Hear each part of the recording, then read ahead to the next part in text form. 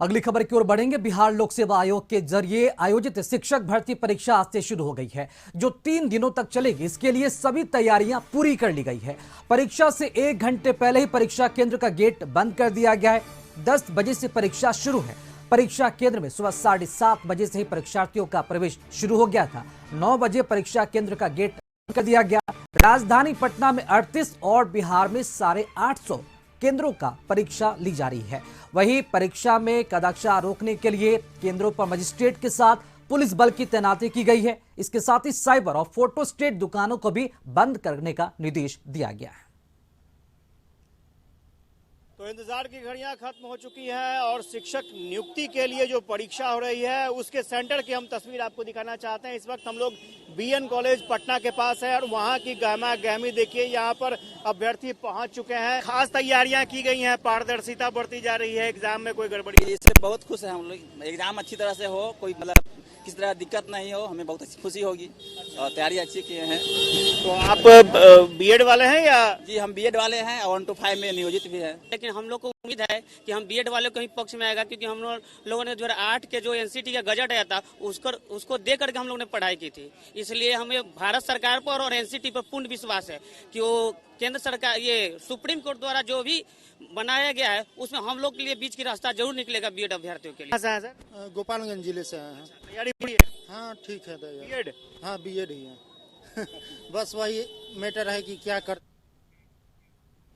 और इसी खबर पर अधिक जानकारी देने के लिए हमारे साथ संवाददाता आशुतोष चंद्र जुड़ चुके हैं। हमारे साथ बिहार लोक सेवा आयोग के जरिए आयोजित शिक्षक भर्ती परीक्षा से शुरू हो गई आशुतोष, और चूंकि आप परीक्षा सेंटर पर मौजूद हैं, आपसे कई अभ्यर्थियों से आपकी बातचीत भी हुई है। अब जानना चाहेंगे वहां का माहौल जो अभी फिलहाल क्या है, क्या सभी ने प्रवेश ले लिया है और अभ्यर्थी कितने तैयार है इस परीक्षा को लेकर? देखिए अभी जो मैं तस्वीर दिखा रहा हूं आपको, सीधे बीएन कॉलेज की तस्वीर दिखा रहा हूं। अभी क्वेश्चन पेपर आप देखिए, क्वेश्चन पेपर निकलकर अभी सीधा जा रहा है। अभी जो एग्जामिनेशन रूम है उस रूम में क्वेश्चन पेपर निकलकर जा रहा है। तो स्वाभाविक तौर पर बीपीएससी ने एक तैयारी की थी कि जो भी क्वेश्चन पेपर किसी सेंटर पर पहुंचेगा वो अभ्यर्थियों के सामने ही खुलेगा। ये देखिए ये बॉक्स है और इसी में क्वेश्चन पेपर है और ये क्वेश्चन पेपर अभी सेंटर में जा रहा है, सेंटर में पहुंच रहा है। और ये पारदर्शिता के लिए ये व्यवस्था की गई कि जो भी क्वेश्चन पेपर निकलेंगे वो सीधा अभ्यर्थियों के पास ही जाएंगे। तो ये बॉक्स में क्वेश्चन पेपर हैं और क्वेश्चन पेपर अंदर ले जाया गया है। बीएन कॉलेज की हम तस्वीर आपको दिखा रहे थे और ये इम्पोर्टेंट तस्वीर है क्योंकि जितने भी अभ्यर्थी थे वो अभ्यर्थी अंदर जा चुके हैं। गेट में ताले लग चुके हैं, गेट बंद हो चुका है। आप देख सकते हैं ताला लगा हुआ है गेट के अंदर में। और स्वाभाविक तौर पर जो समय सीमा थी वो समय सीमा अब खत्म हो चुकी है। 7:30 बजे का वक्त दिया गया था कि 7:30 बजे से अभ्यर्थी सेंटर में, एग्जामिनेशन सेंटर में जा सकते हैं।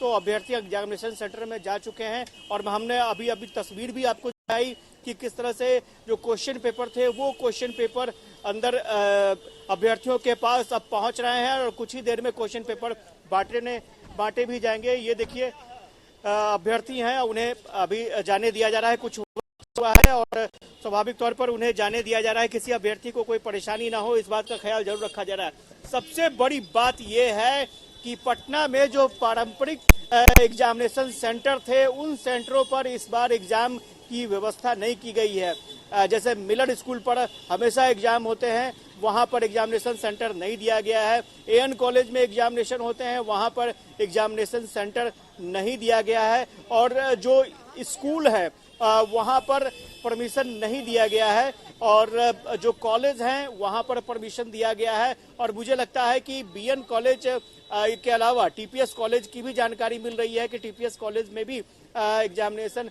सेंटर दिया गया है। इसके अलावा बीएन कॉलेजिएट स्कूल वहां पर भी एग्जामिनेशन सेंटर दिया गया है। तो कुछ चुनिंदा स्कूल जो हैं उनको केंद्र बनाया गया है, परीक्षा केंद्र बनाया गया है। लेकिन जो परंपरागत सेंटर्स थे उन सेंटरों को चेंज कर दिया गया है। उन सेंटरों में इस बार एग्जामिनेशन की व्यवस्था नहीं है।